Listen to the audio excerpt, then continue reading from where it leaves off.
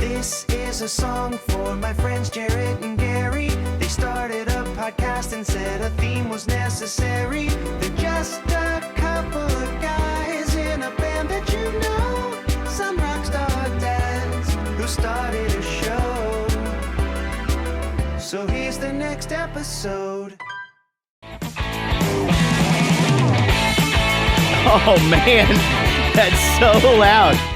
It's so loud. I gotta adjust the volume.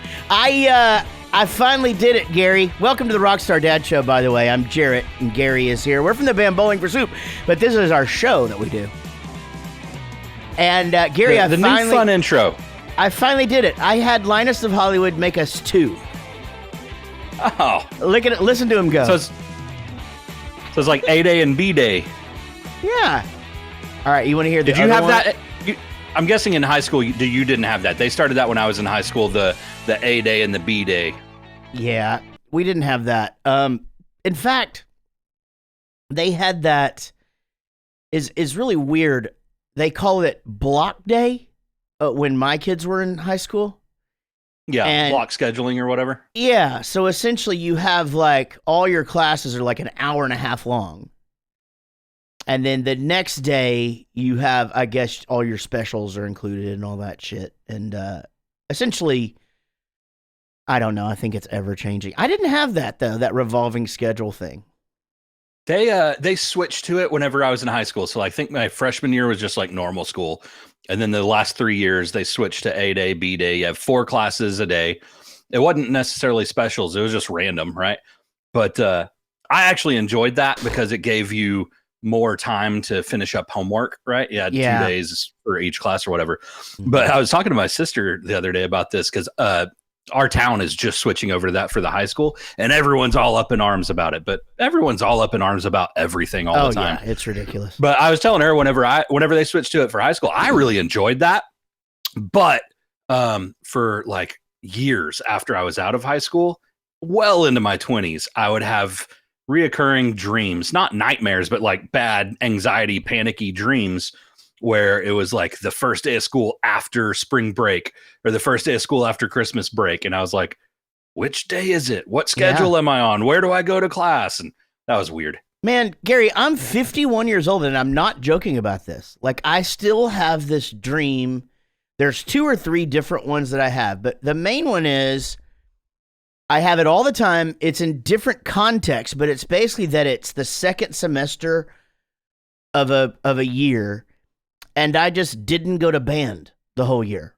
And like so like there's a performance, and I'm just walking into it or whatever, and like everybody just is like, "Oh, hey man, there he is," and like, "Where have you been?" And I'm just And then the other one I have is I don't know where my locker is, and and I'm in this school, and it's just me wandering these halls trying to and then finally the third one is I've skipped the first class. Oh no, I have 4. Okay, this is fucking true. By the way, I fucking hate hearing about people's dreams, so I apologize if you're listening to this podcast right now, because my wife will even tell you, she'll just go, "Do you want to hear about my dream?" And I'll go, "No, I really don't, because I don't really need to hear about you picked flowers that were made of Reese's peanut butter cups and they give you blisters." You know what I mean? Like, I mean, I think like going, "Hey, I have this reoccurring dream where I don't know what class I'm supposed to go to."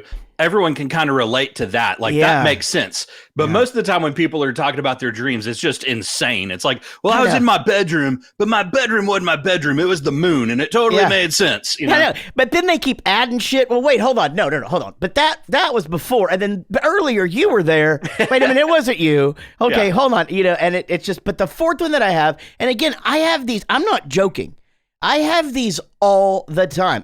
I have one of them at least once a week. The other one is that I had to go back to another year of high school to pass history. So I'm in my 5th year of high school, but I haven't gone to history class. And it's like the end of the year, and it's me like trying to navigate that whole thing. But I still live at home, it's bizarre. Like it's weird. And I think that goes to show it. You know what? I think it is why you don't have them anymore, because you've talked about this before. Like you didn't have like school spirit. No. You know, you were there to like do your shit and get the hell out of there, you know, and I tried to act like I didn't, but I did, you know, like I was really into band and like, and I tried to act like I was, yeah, this is fucking bullshit, but I cared, you know, like I really did. And, you know, and obviously in our songs, high school comes up quite a bit. And so it's a big time in my life. And so I just assume, and plus, you know how my memory is. Like I remember I remember every kid that was in every class I ever had. And I remember where I sat. Yeah, I don't remember every single thing like that, but you know, there's a lot. You know, that's just such a formative time. There's so much development and events and everything that just happens that becomes so important.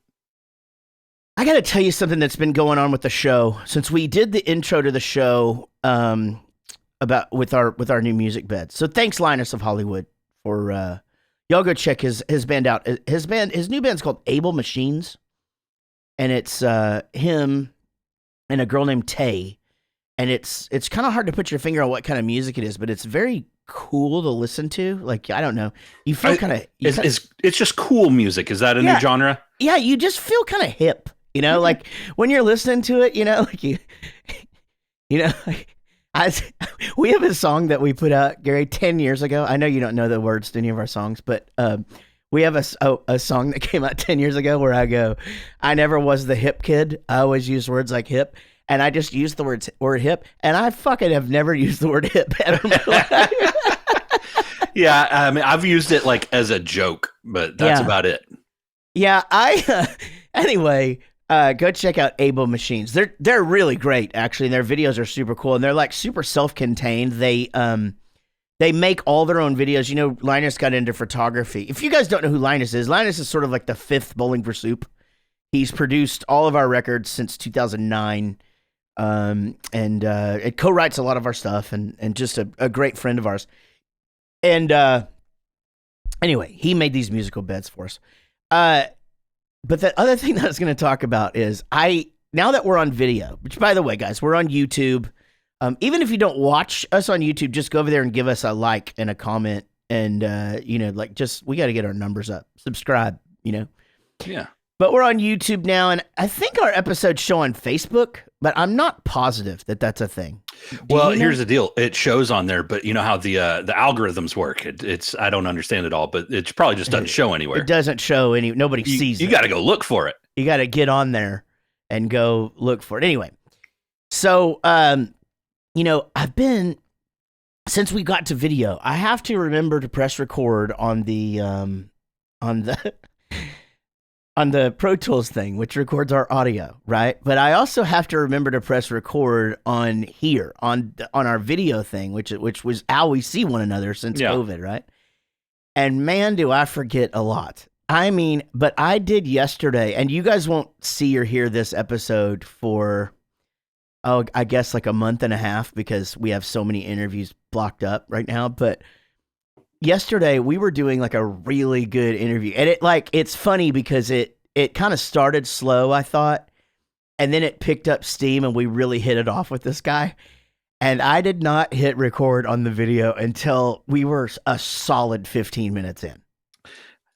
I saw that happen and I was like, crap, I just need to start reminding you at the beginning. I know. And it maybe, and you know, I've thought about like putting something like a reminder in here, but there's so much shit in my studio. I think it would just become this thing that I see. You know, it just would be one more thing. Well, you know, in the well-polished machine that everything we do, as it seems, it's not really like that. A lot of the times we're like, okay, let's start at 11. Ah, shit, let's make it 11:30. How's 11:45? And then we get in here and it's like, I got to go quick. And so we need just a checklist to get. That's 100% me too. You're the most patient person with me, and I guess you just have known me for so long. But like, and I think you know too that I don't do it on purpose, and I'm not malicious about it. But like, I'm late to shit, and I'm not proud of it. I don't think it's funny.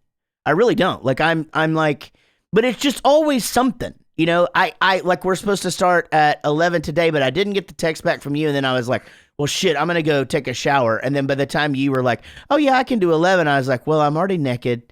And I really should wash the We're on video now. You can't just do it naked. Right? Yeah. Anyway, but you're right, though. Like, to find this Michael Sweet, by the way, coming up later in the show, Michael Sweet from Stryper. This is a huge episode for us. But to dig this up, because we've done like 9 interviews and we haven't finished the shows yet, I don't really have a system.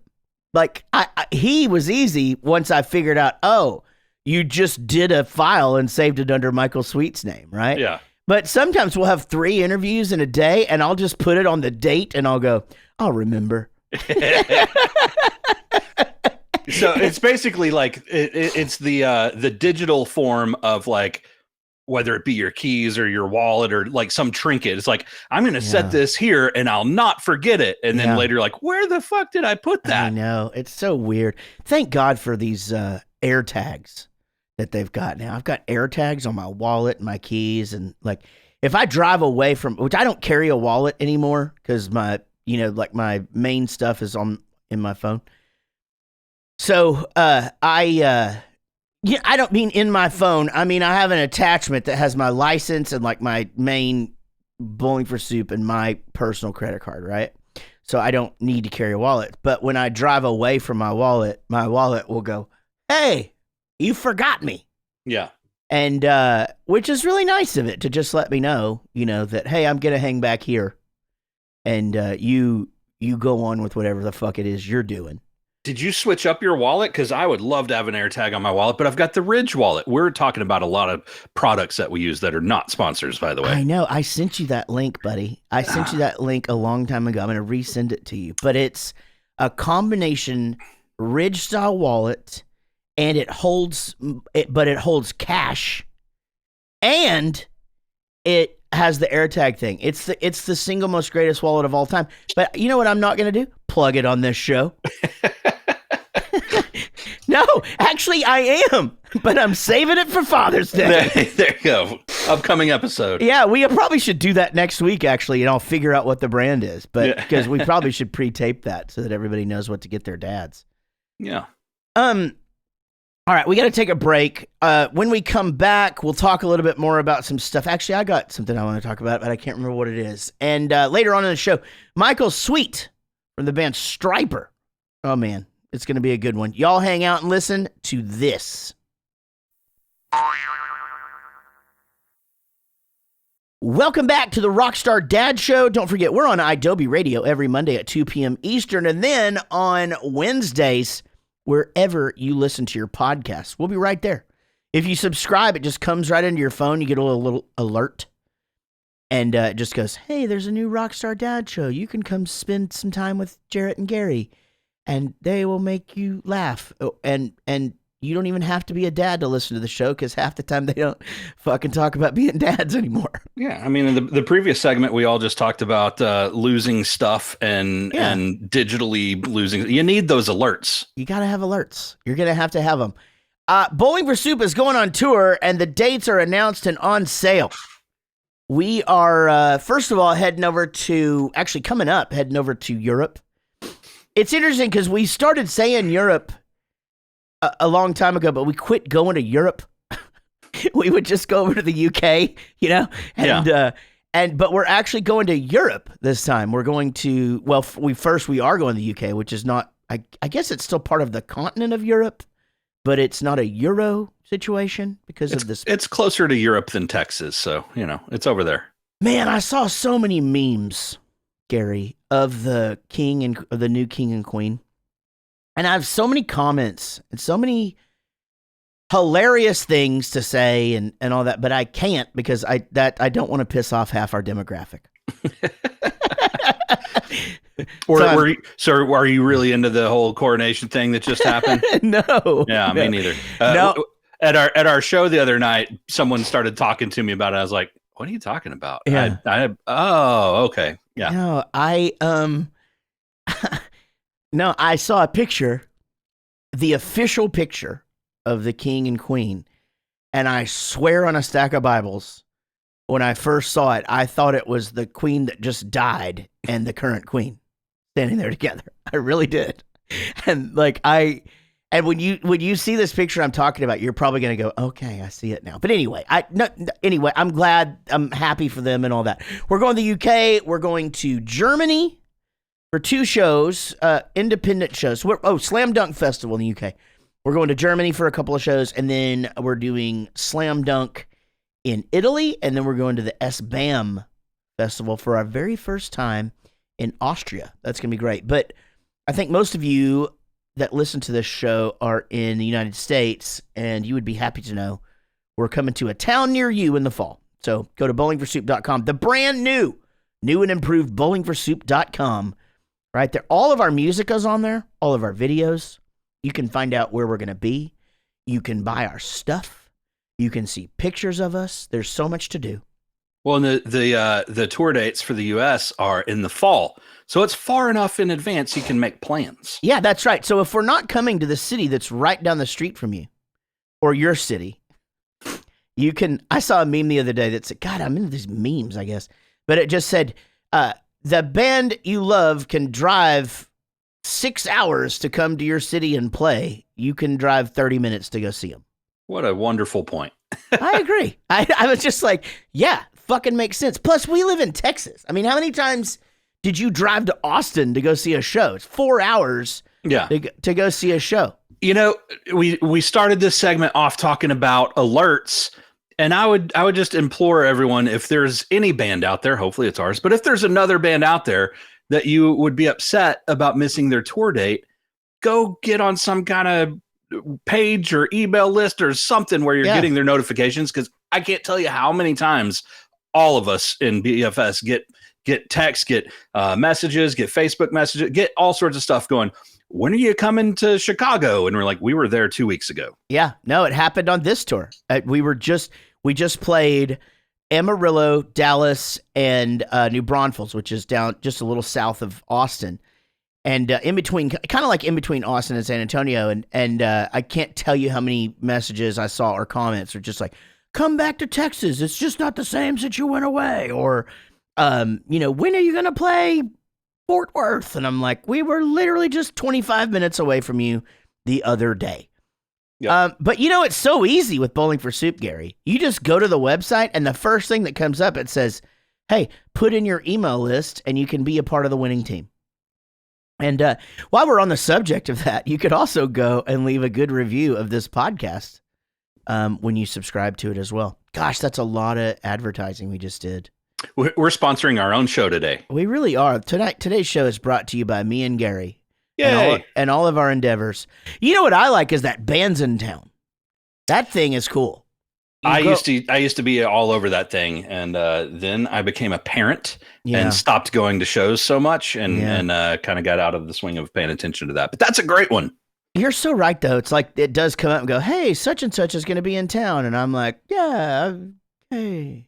But I mean, at least that way, like whenever you're in the pool and people come over and they're like, hey, did you see so and so's coming? Oh yeah, I saw their coming. I totally I'm in the know.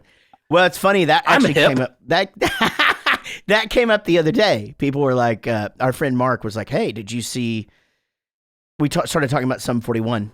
We'll talk about their situation and then them calling it quits on a different episode because we don't have time today. But Sum 41, Simple Plan, and Offspring are touring. The world basically. They've already kind of done a bunch of stuff, and then they've got a bunch of stuff coming up. And he was like, oh, they're coming to Dallas. And I go, yep. I dropped a line to all 3 bands and said, hey, glad you guys are coming to Dallas. I hope you have a fantastic time. I will not be seeing you at the outdoor venue in the middle of August here in Dallas, Texas. And I told him, I go, even if you say I can just wait in the dressing room while you go play, I'm still not coming. I don't understand this. I mean, I know that they live all over the place now, but they're from Canada, right? Yeah, like totally. It makes so much sense to me to go, we're going to tour Canada in the summer. Yeah. And then we'll go play Texas in November. Don't you wish it worked like that though? Don't you wish that just like you could go, all right, in the wintertime, we're going to hit Arizona Yeah. in Florida, you know? But unfortunately, just economics and logistics don't work that way. So you always end up in Detroit in the dead of winter and in Orlando in the most humid ass fucking day of the year. It just kind of always happens that way. Well, and also summer is when people go to concerts here. Yeah. And you know, that's the other thing. That whole Jamie Lee Curtis thing that happened. Did we talk about that? Where she goes, I just think bands should play earlier. You know, like I think bands should play at 4:00. Because I'm old and I want to go see Coldplay. And I'm like, I wish life was that easy. Like Coldplay are only going to play on Saturdays and Sundays now. Because who the fuck can go to a show at 4:00 on a Monday? You know? Right. Yeah. We got kids in school and people got work. Right. That's just not going to happen. Right. So I actually made that comment on one of the threads because sometimes I just can't keep my mouth shut. And I'm just like, unfortunately, logistics and you know, and economics don't fucking work that way. Also, you know, if you're going to go see a show at 4:00, you got to start drinking at 1, and then you're just going to feel bad about yourself. I know. And there is one aspect to this though, is that if you did go home and go to bed after the show, you probably wouldn't be as hungover the next day. But I have a feeling it would just continue. Yeah, because then you're going to karaoke after Coldplay. 100%. Yeah. Yeah, absolutely. It's the whole thing of just people making comments. And I guess it's only personal to me because this is what we do. But, you know, when people are like, why don't y'all do this? Or why don't y'all do this? Or why aren't you at this place when you're supposed to be at this place? And blah, blah, blah, blah. And it's like, man, never in my life have I cannot think of one time where I've told somebody else how to do their fucking job. Well, I guess that's not true. I complain about the trash cans. I think there's like a I don't know if it's a generational phenomenon. Maybe it's an American. I don't know what it is. There's something going on though. But hear me out here. There's something going on where things just work the way they work, right? And the reason that they work the way that they work is because people have trialed and errored and figured it out to where you get to, this is just how things work. Yeah. And that's not being, I'm not saying that to be like, there's no way to improve things or you shouldn't change things, but you should leave the change and the improvement to people that know what the fuck they're talking about. Yeah. You know what? When you said that it just hit me. It just hit me why Jamie Lee Curtis's whole fucking thing is bullshit, right? You ever want to go see a movie and the movie is sold out, right? Yeah. When can you go see that movie and be in there all by yourself?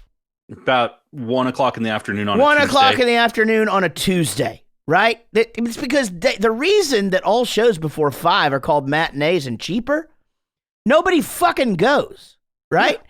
So that's the point. People do things at night. That same movie that you're going to go see at 1:00 is sold out for 2 weeks at night. But hey, if you want to take the day off or take a long lunch and go see it over there, but it's you know, oh God, it frustrates me to the bone. Because people got behind it, right? People were like, well, I don't have kids. People commented on my comment. Well, I don't have kids. Sure. Why can't they blah, blah, blah, blah? Well, guess what? Fucking most people who are active in the world have either a job or kids. Yeah. So, yeah, I mean, bands can go from playing, you know, the Texas Stadium, you know, and the show starts at 9. Or they can go play your local bar at 1:00 in the afternoon. Right. Yeah. Yeah. They're just a fucking matinee. Coldplay will be over at Steak and Ale today, and you know, like fucking doing an acoustic set for all of you who don't want to stay up late. You know. Plus, Jesus Christ, Jamie Lee Curtis with this fucking thing. By the way, I don't have anything against Jamie Lee Curtis. I think she's a fine actress, and I love the fact that we're in Freaky Friday, and I think her husband is a goddamn genius. But it's not like she's going to be in the crowd, you know? Like, she could fucking take a nap in her limo and then walk side stage, watch the show with all the other really fucking famous people, you know? Oh, man. Oh, God. Speaking of famous people, we got Michael Sweet from the band Stryper coming up. Now, I got a head start into this, and I tried not to overdo it. But I wait a minute. What did I end up doing first? Did I do the trivia thing before I did this? Yeah, Or you did trivia before the. Okay. Yeah. Yeah. So I got to host Stryper trivia, which was really fun. We basically, our good friend of the show, Eric Dillo, who was my co-host on Jaret Goes to the Movies, he and I put together a trivia night for their Patreon fans, and it was really fun. We had a great time. Got to meet the whole band, which was really cool for me, having been a fan since 87 or so, but a big fan like 88 and 89. So anyway, Michael Sweet from the band Stryper is coming up. He's going to talk about being a dad, being a grandpa, Stryper stuff, lots of music, lots of stuff that you might not have known as far as like them being around all the LA bands and all of that stuff. So y'all hang out and listen to this interview that we did with Michael Sweet from the band Stryper. This is the Rockstar Dad Show. Y'all listen to this. Hey everybody, welcome back to the Rockstar Dad Show. And I have to say that this easily probably my I just got to say it's my favorite guest we've ever had. And we haven't even had him yet. Yeah. And so I'm going to just intro Michael Sweet by saying that I once got sent home from high school walking out to the marching band field. And the band director from the top of the thing with his megaphone just goes, "Reddick, what does your shirt say?" And I just yell up. I go, "To hell with the devil." And he goes, "Just go back to the office. Just go straight to the office and you guys figure this out." And I'm up there going like, this is a Christian band. We're in Wichita Falls, Texas. Like, why am I? This is what you guys want me to wear. You know? Michael Sweet, welcome to the show, man.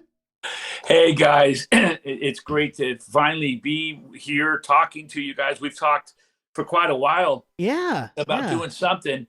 And here I am, and thanks for having me. It's an honor. And because it's because you had that hell, that word hell on your shirt is probably why they told you to go home and change your shirt. They did, yeah. But you know, it's funny. I got sent home also for Talk Dirty to Me. And also the Metal Up Your Ass. Which that one I deserved, you know. You kind of get that one, right? Yeah, that one I feel like, okay, this one, now I'm just being a little shit, you know, at this point. But now it's anything goes, man. You pretty much wear whatever you want to wear to any school in America, and you're not going to get sent home for the most part. Stryper, you guys came up at a time and gained success at a time where you guys are you're pioneers. You are, I mean, it's unreal what you were able to accomplish in the time of the mid '80s, where you know there's the free speech stuff all happening. So you've got all this. This over here is devil worship, and this over here is bad. You know, this is misogynistic, and this is this, and this is this, and you came up just going, look, we're just going to be this wholesome band that sings this, you know, we're going to rock, we're going to sing about a good message, but we're going to rock. And I'll never forget this. Jason Bias and his friend, who I can't remember his name, in the 7th grade, came home from the show that you guys played in Dallas, Texas at Six Flags, and both of them had adult shirts on that were way too big for them, and they were both had Bibles that they caught at the show. And I was like, that's the freaking coolest thing I've ever seen in my life. And all of a sudden, you know, next thing you know, after that, the To Hell with the Devil album comes out, and you guys are on the top 5 at 5 with Calling on You, like right by Whitney Houston. And what a ride that must have been, from going to sort of like having to prove yourselves just because you're Christians and singing about it, to literally being one of the biggest bands on the planet. It was definitely interesting. Very interesting times. I mean, it's something we never would have imagined. I mean, we set out in '83 when we were still Rock's Regime, and we dedicated the band to God and our lives to Christ. And we decided, like, you know, we're going to do something different. It was something that I decided, and then I presented it to the band, and then they all decided with me. We made that choice together. But we knew that it was going to be tough. We knew it wasn't going to be an easy road, and it has not been. It still is not. Right. It never has been. And that's okay. It's to be expected. Christianity is something that, for whatever reason in this world, is kind of the center of the joke. And, it always has been. It was then, it is now. And people might argue and say, oh, come on, man. But it's true. I mean, how often do you turn on a series or you're watching a movie, and whenever there's a Christian that's represented, they're always some goofball, Yeah. or some whack job, fanatical whack Sure. job. It's never fanatical. just a nice person. Mm-hmm. It's always something wacky about them. So that's what I'm referring to. Yeah. So we knew that's the world we're in, and that's the world we're gonna go after and try to present this message. And we took a different road than the Motley Crues and the Rats and all these other bands of the 80s. And I think that's what made it special and very unique, and still does. Yeah. Or yeah, I mean, I guess an interesting question just for me before we get into, becoming a dad and a grandfather and that. I mean, were those guys your peers? I mean, you were in the same magazines. Did you know Rat and, those guys? Yeah. I mean, we were a house band with Rat. They came out to LA. They were Mickey Rat at the time, and then changed their name to Rat. And this is back when, I got to sit there and hang out side stage at Gazzari's when Jakey Lee was in Rat. Wow. Yeah. And, special times. And I was there just in the right place at the right time. And I was young, I was, 16, 17, 18, 19 years old. And Steven and they'd take a break and I'd take a break. And Steven and I would go out and smoke a Sherman together and have a Jack and Coke and hang out and talk shop. So we go way back. Yeah. We grew up, came up on the scene together. You're one of the only guys that wasn't in the band London.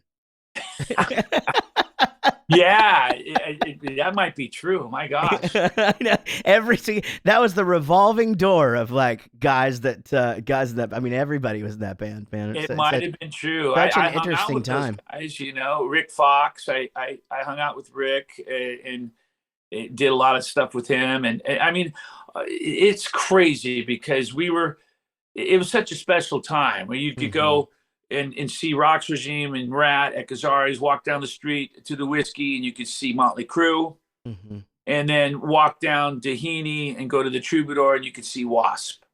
And you guys, so being in that world of the Sunset Strip and all of that, and it was at that time when you guys became Stryper, decided to dedicate your lives to Christ, and did you stay in it there? Like, and you were playing those same clubs? Well, what it was is I became a Christian when I was 12 and went to church for a brief period of time. We became Christians through Jimmy Swaggart, believe it or not. And then I got into playing clubs when I was like 15, 16 years old. Yeah.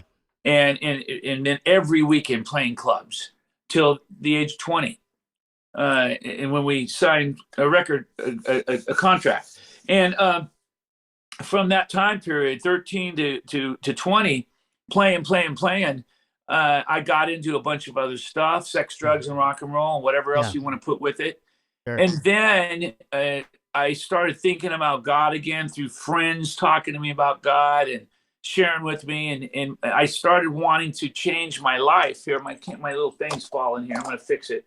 I started wanting to work on my life and get my life in order.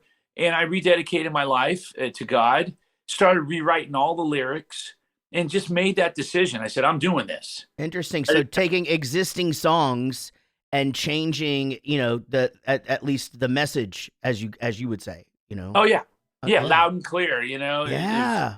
It was about sex, drugs, and rock and roll. And I just rewrote all the lyrics, and I did it on the spot. And I showed it to Robert and Oz. And I remember at the time, for a brief period, I was really gung-ho about changing things, and they weren't as excited about it. It took them just a little moment in time. And then all of a sudden we were all on the same page. Then we found Tim, who left Stormer because he rededicated his life to Christ. Interesting. Yeah. And it just worked out, Did you already have a record deal And did you have to go to the label and say, "Hey, we're changing the scope of this band. This is the way that it is"? We did not have a record deal yet. Okay. We had done demos for years Mhm. under the name Rocks Regime and shopped for years. It wasn't an overnight success, you know. It was one of those things where we worked really hard for a long time.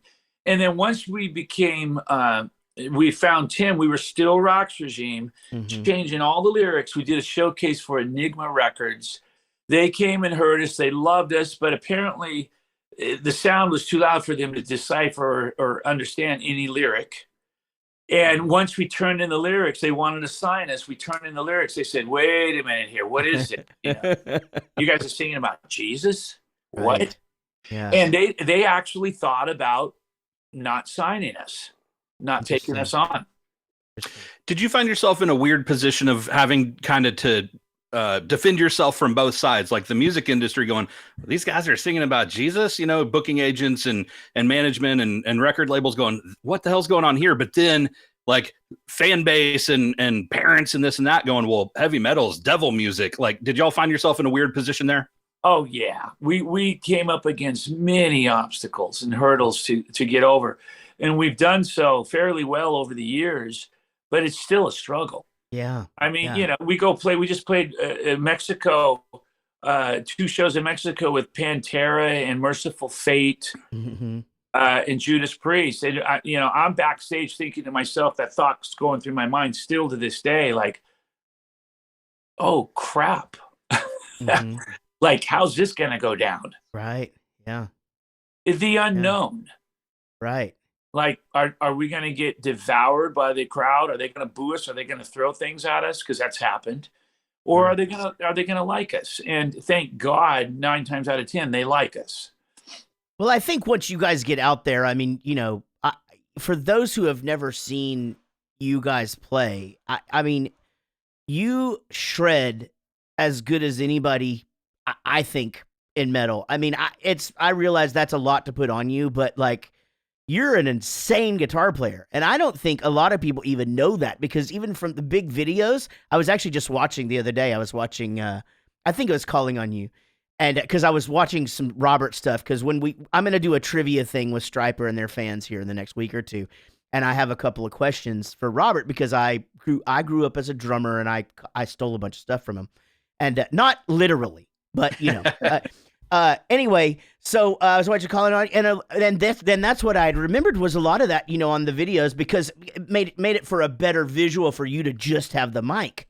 And then when I saw you guys live, I'm just like, whoa, that's not Oz Fox playing that.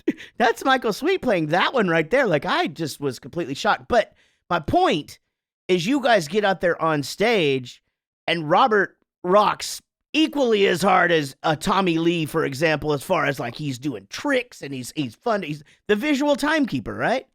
And he is. He's the VT, man, for sure. So I think I think you guys easily. I think it's one of those deals where once people see you play or actually hear the music, and just get past the whole thing of like, okay, they're Christians. The songs are freaking good. Well, man, thank you. And you're right. I think it's getting past that. Yeah. And I don't really know why there's anything to get past. Sure. Yeah. I think it's getting past, or is it just once you accept it? I guess it's just really weird. It's like, we're a rock band. Just come enjoy the music. Yeah. It's funny because enjoy the show. And, I appreciate you. The whole guitar, you tapped on the guitar playing thing. It's really interesting to me. I spent a lifetime trying to figure that one out. It's odd, because I still, to this day, I've got people come up to me after shows and they say, we had no idea you play guitar. And I say to them very respectfully, I say, so you haven't seen any of the old videos? Yeah. Right. And they say, oh, no. Yeah, of course I have it. Soldiers and Free and Calling on You. I said, well, did I have a guitar on? Sometimes. And they say, yeah, actually you did. And I say, yeah, I play guitar on every song, and I've been a guitar player before I was a singer. Yeah. And I'm not sure what it is, why everyone thinks Oz is the guitar player. Yeah. We're both guitar players. It's a 2 guitar player band, and it always has been. So, it's a little frustrating for me because I work, I think, harder on my guitar playing than I do my vocals. I could see that. I mean, for me, as a fan, I'm serious. I am in that camp, and I have literally been with you since '84. And I'm telling you right now, until I saw you guys, which is much later in life, I had no idea. I knew you did the harmony stuff, the I knew all of that. You guys did all that together, but see, to me in the videos, you're behind the piano, or you've got the mic stand, and you're in the thing because I'm sure whoever the director was like, you need to be the lead singer. You're gonna be the voice of this band or whatever. But yeah, it's such an interesting thing. It's interesting that's the perspective of other people. Well, listen, it is, and it would be one thing if it was just a few people, literally, like a lot of people. And not to take anything away from Oz. Oz is a great guitar player, but so much. All of Stryper is based on two guitars. Yes, yeah, and harmony, and if you're a guitar player, you'll get to the point where who's who. Like you'll be able to hear that's Oz, and you'll be able to hear that's Michael just from hearing it, because we have very different styles. Very true. It's like when you think back to, as you said earlier, Judas Priest, you knew Glenn or KK. You knew which one was which easily just by listening. That's what I'm saying. And Maiden, same thing. Dave and who's Adrian. And I compare Oz and I think Oz is more like the Dave. A little more technical and whammy bar wizardry and stuff, and I'm a little more like Adrian in terms of like a lot of my solos, a little more vibrato and written in a way where you can almost sing them a little more. It's a little different style, and we just have different styles of playing. Yeah. No, it makes sense to me now. I mean, again, going back and listening to it now, I'm like, okay, well, I can figure all that. Well, let's talk about, this is the Rockstar Dad Show, and I know we talked about this earlier. You're not a rock star, but I don't feel like one ever. I know, believe me. And I know we don't feel, because I'm sure you're the same as me, man. I'm 51, and when I say that out loud to people, I don't have a problem with it, but I'm just going, I mean, other than like my knees and my back hurting, like I swear I feel like I'm 24. All the time. Yeah. Like me too. It's wild, right? Yeah. Me too. Mentally, I feel much younger, and in the heart, much younger. Physically, there's a few things popping up, like my eye issues and whatnot, that's making me feel like my age, Yeah. And I don't feel like I'm almost 60 at all. I don't act it. That's darn sure. None of us do, right? Well, let's talk about when you became a dad. Where were you career-wise? And first of all, how many kids do you have, and what are their names? I have two children. My son, Michael, the second, Michael Jr., Michael Harrison Sweet. He's 36 years old. Okay. I still call him Mikey. Right. To this day, we all call him Mikey, which is a little weird, but he'll always be Mikey to me.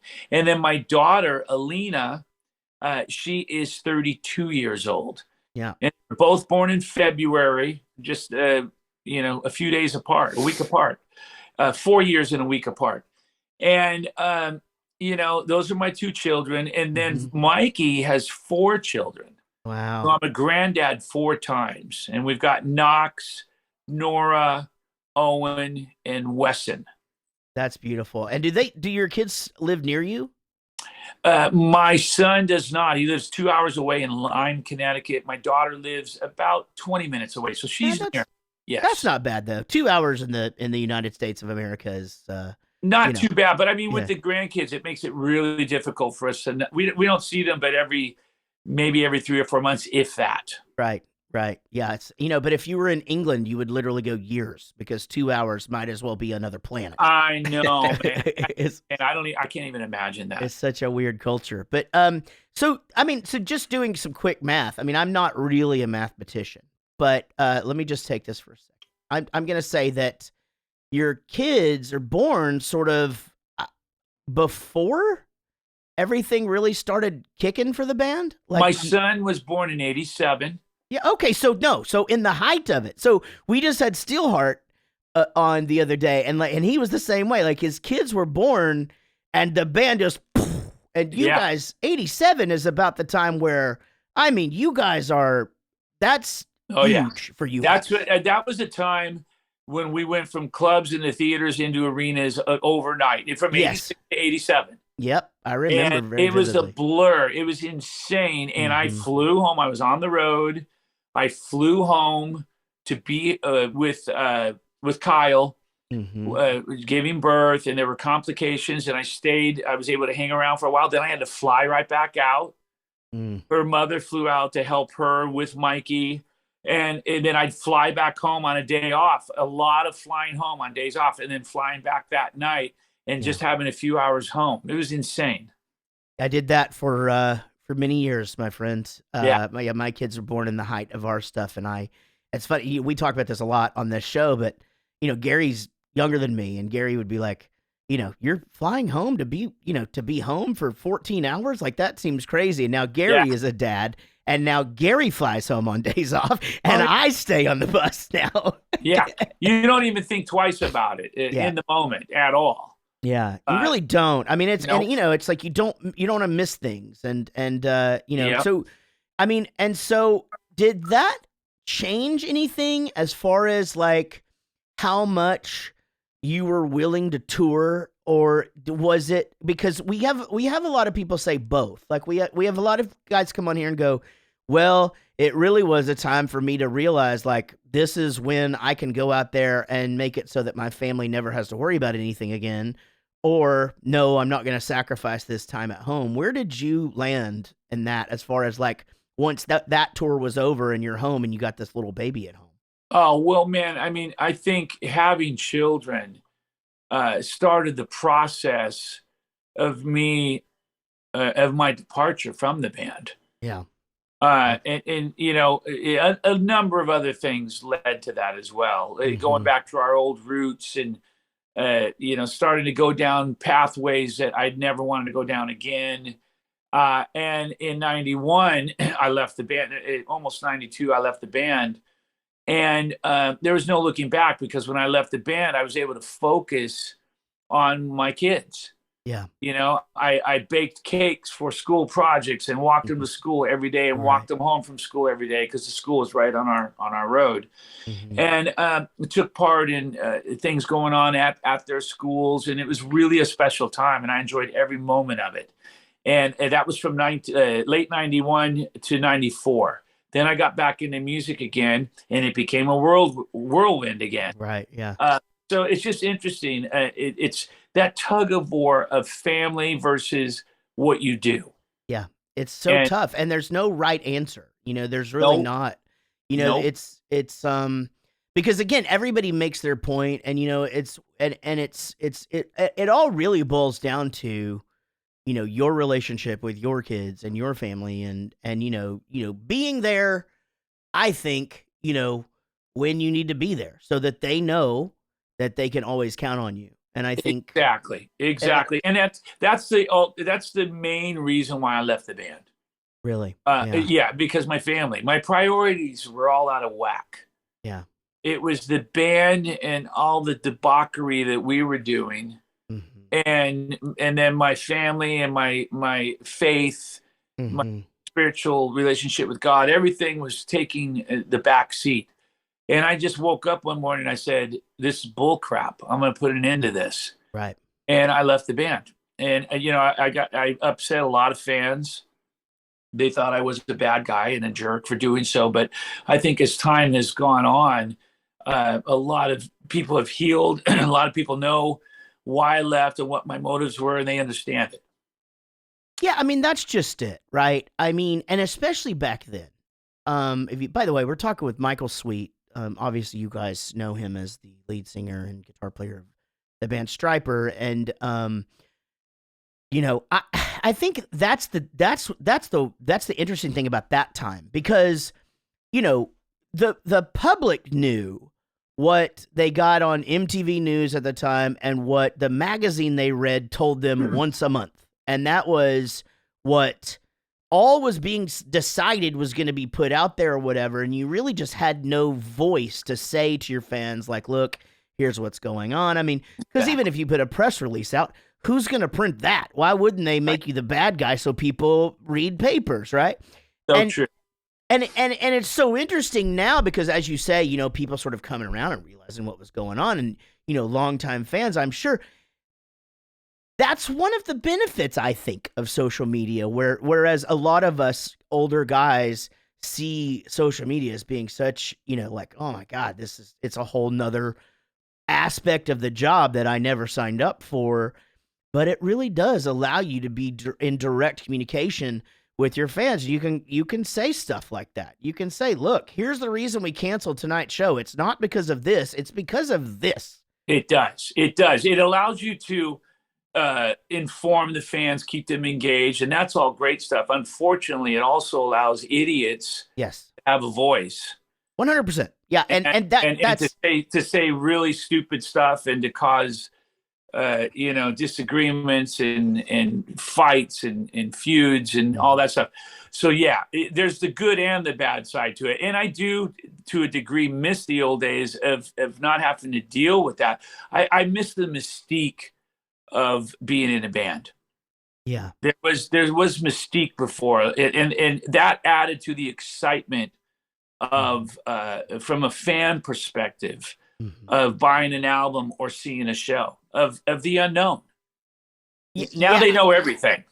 You're so right, and I talk about this quite often. I use the exact same example every single time. Like, if I would have just seen a photo, somebody would have come up to me and been like, dude, you got to see this picture of what Nikki Sixx had for breakfast today. I would have been like, what? And I would have lost my mind.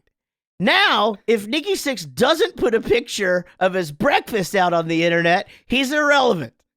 You know? Or you don't care if you see another picture of Nikki Sixx having his breakfast. It's 100%. Like, yeah, or we get numb to it, right? Now we walk into the room and Nikki Sixx walks in and you're like, oh yeah, that guy, here's what he had for breakfast. Let's carry on with our conversation. And you're so right. I honestly believe this. I think for you guys, it's the hardest because, like I said, and Motley Crue, I think, did it the best. Maybe Kiss, I don't know. But as far as building up that mystique and that story and all of this stuff to where, like, you just wanted to know more and more and more, and you're just given these little tidbits here and here and here and here, little tidbits, and it made you just ravenous for just more information. And for sure, exactly, and that was special. It was very special. That made it that much more exciting and special. Again, the unknown.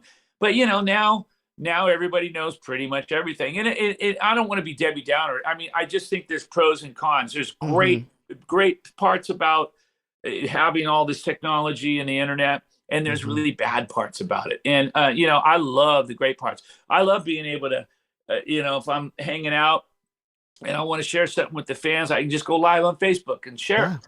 Yeah, that's really amazing. It really is. Yeah, it's phenomenal. But sadly, some people abuse that power, and it becomes just a big, you know. Also, though, being a dad and being a granddad on the road, how much easier has that been made by technology? 100%. Yes, you can FaceTime and you can do a live Zoom with the kids, and you feel like you're spending time with them. Pretty awesome. It's pretty amazing because even us, our biggest time was in the early 2000s, and none of that existed, you know, and it was hard and crazy. Yeah, it's just absolutely crazy. What's the best part about being a grandpa? Is it that you can give them back? You know what I love about being a grandfather is my grandkids don't see, at least yet, the flaws and imperfections in me. They just love me for who I am. And it's pretty cool. What was your relationship with your kids, you know, growing up? And I mean, obviously, you know, I pretty much know the timing of that because my daughter was born the day we got nominated for a Grammy, if that tells you anything about, like, so that my daughter never knew, my sons have never known, like, me as, like, this guy that does this, but I'm always just dad. Yeah, I mean, it came in cycles. So there were times, there was a year when I had no relationship with my kids. Wow. I didn't see them. Wow. I Was that when they traveling were? so much. Were And they? then there were a few years where I saw him every day. Were they older? Were they adults when you had the? Well, when I left the band, this was in 91, almost 92. So my son was born in 87. Mm-hmm. So he was almost 4. Mm-hmm. And my daughter was being born. Wow. Was getting ready to be born. And then she was born, and then we moved back east, and then my daughter was, growing up and everything. And that's when I really got to spend time with my kids from 95 to 2000 for 5 years. I got to spend every day with my kids. Yeah. Right. And it was amazing. And then music started taking off again. I started touring again in 01 and then 03 a lot. And then by 05, we were really touring a lot and doing music again and whatnot.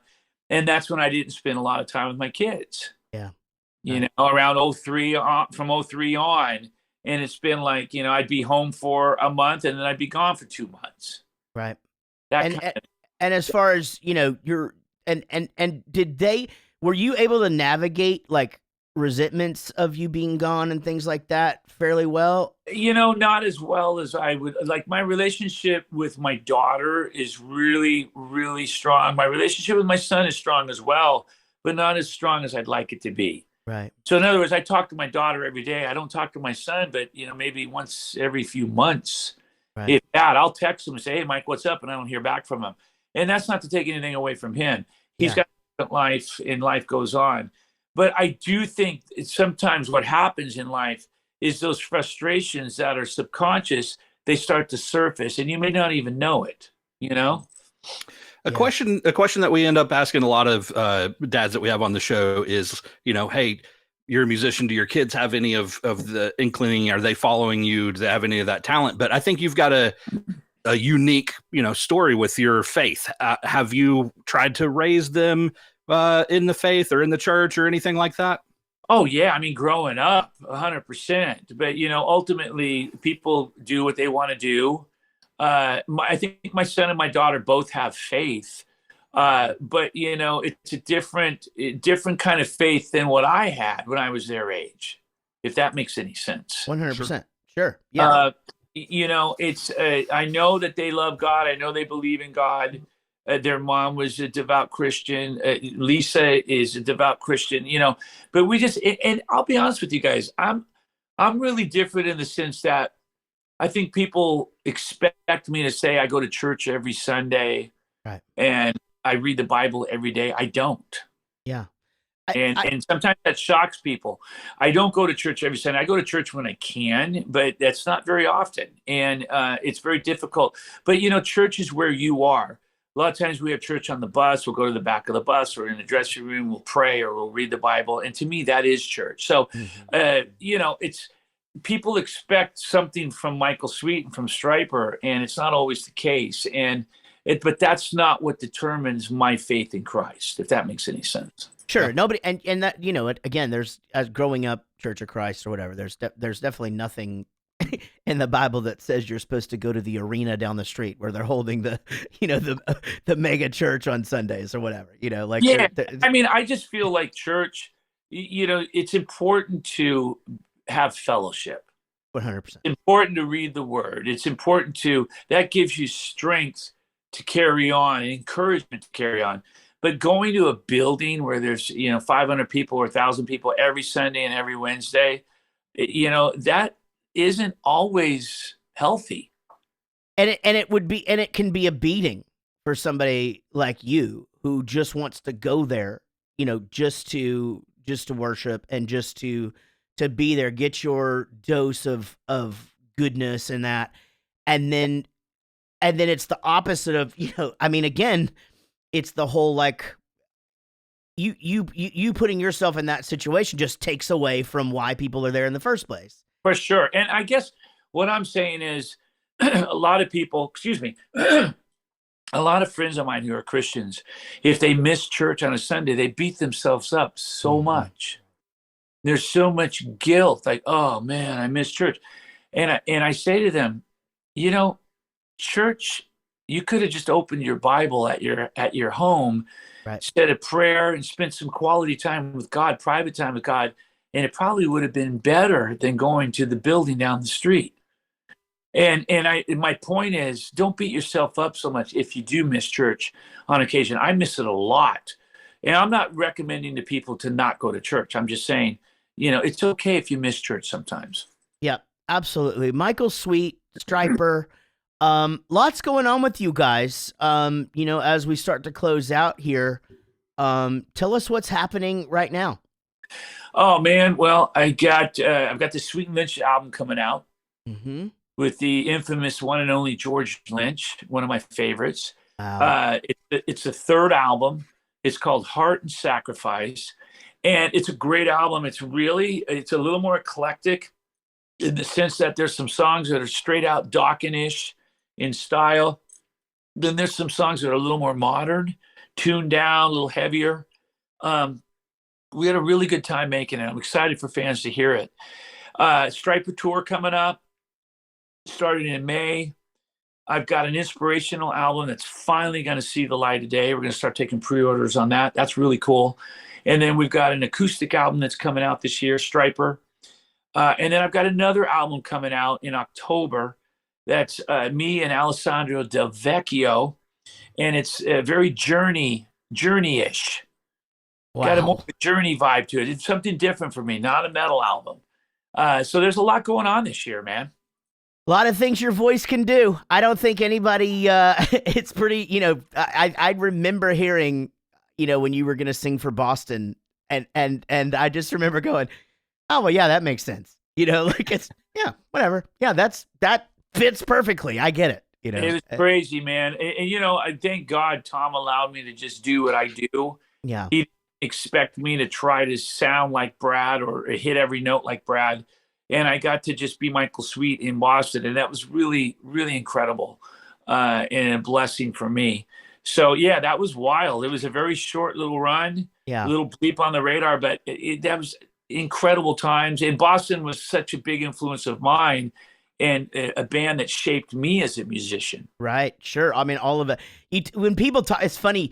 That vinyl is back, obviously. And when we talk about, being kids and just sitting and staring at album covers all of the time, I remember staring at that Boston album cover for days and days and days. And I mean, I wouldn't even be listening to that. I'd be listening to something else and staring at that thing. That's one of the images that comes to mind. So cool. I mean, there was something to be said for vinyl. And now it's great. But something more special then, because it was a vinyl world, right? Right, yeah. And you could get it and open it and look at it and listen to it and then smell it. I don't know if you ever did that. 100%. Absolutely. Smell the vinyl. It was like, man, I love the smell of this. It's just amazing. And it was such a cool time. Amazing. And To Hell with the Devil was no slouch. That had two different covers, right? There was the one with you guys, obviously in battle, and then did you have to re-release it as like with just a black cover, or do you chose?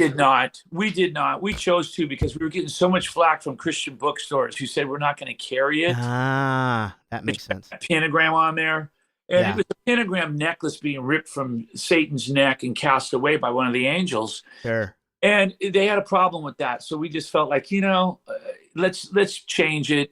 So they will carry the album because, a third of our albums back in the day were carried and sold by Christian bookstores and chains. Yeah, right. So we changed it. Did we have to? No, but we chose to. Did you do shows with those bands? Like after you guys obviously pioneers, as I said earlier, but years later, there was like heavy bands like Believer that came around or whatever. Sure. And what's the one I'm trying to think of? The other You're talking about Christian bands? Yeah, Christian bands. Well, Bride came on the scene a little after us. They were heavier in a different sense. Barren Cross was really heavy bands. Are you thinking of bands like Mortification? Yeah, those kind of things. I mean, did you also there was Tourniquet? Yeah. A number of really heavy bands that started coming on the scene after us. We played with a few of them over the years, but we went out of our way to not play with Christian bands. That makes sense. To stay in the... Our calling was we grew up in clubs and bars, and we wanted to continue down that path. And we felt like, we're going to reach more people in a bar than we're going to reach in a church. Makes sense. Stay in your lane, so to speak. Yeah, that's what we did, and that's what we've always done. That's why we go out and play with Priest and Kiss and all these bands, because that's what we do. When we can go on and play to their audience, and people hear Jesus is the way, and it's like, that's pretty mind blowing. Right. Yeah. MichaelSweet.com, Stryper.com. You can find all of that stuff there. And you guys are active on social media and Facebook. You guys are really good to your fans. If you're a member of their Patreon, you get to spend some time with me and Stryper here in about a week. We're going to do a real fun 80s trivia night. And I'm looking forward to that. Michael Sweet, dude, it is so nice to finally, actually, we've texted for years. I know. And it's nice to finally to see your face and have a conversation. And man, you're just awesome. Well, brother, thank you, man. That's very kind of you. Maybe one of these days we'll get together and write some music. Let's do it. Let's do it. Well, and I'm looking forward to this trivia thing. And I'm either going to get everything wrong or I'm going to get everything right.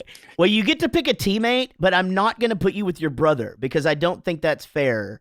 That you guys grew up together. So we'll figure it out. I'll probably pick Perry. Perry's pretty knowledgeable. Perry, okay. Well, we'll see how that goes. Thanks for listening to the Rockstar Dad Show. Please check out our brother podcast, Dadcast, wherever you listen. And we'll see y'all next time. Y'all be good. This is a song for my friends Jaret and Gary. They started a podcast and said a theme was necessary. They're just a couple of guys in a band that you know, some rock star dads who started a show. Until the next episode.